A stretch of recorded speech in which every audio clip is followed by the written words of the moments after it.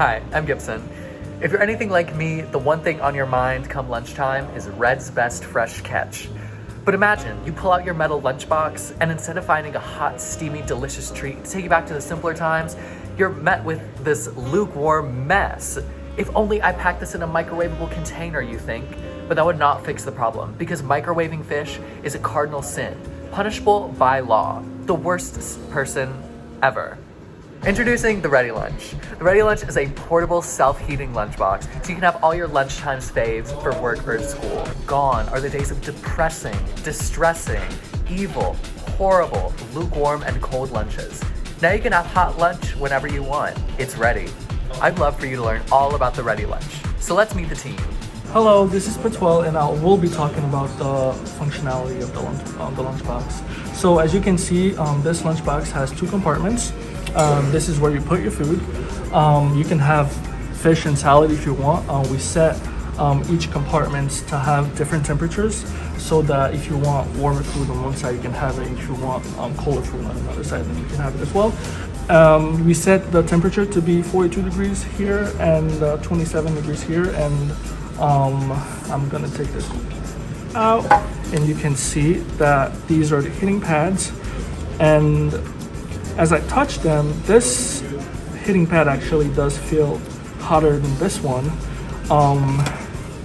and when I put this back in, the temperature sensors actually get the temperatures of each compartment, and you can read them on the screen. And yeah. Hi, I'm John. We'll take a little tour of our project.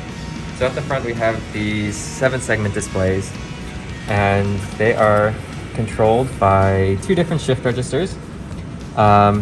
We also are powering our entire project off of 3 rechargeable batteries for a total of 12 volts.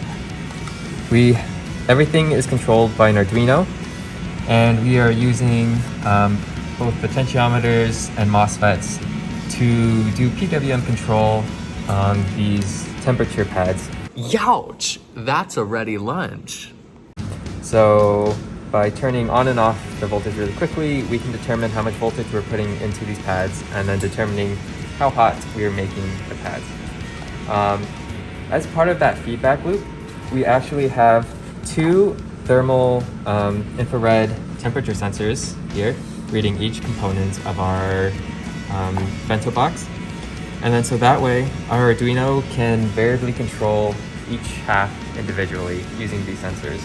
So hi, I'm Hannah, and I'm going to walk you through some of the issues that we had. And so one of the main ones that we had was that our maker Wi-Fi's were not connecting to the Wi-Fi, so we ended up having to consolidate it down into just one Arduino.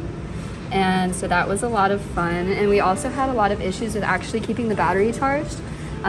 During the fair, the battery power only lasted about 30 minutes when initially we had hoped it would last up to like 5 or 6 hours.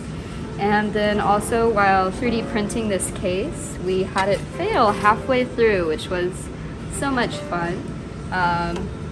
Wasted about 10 hours on that.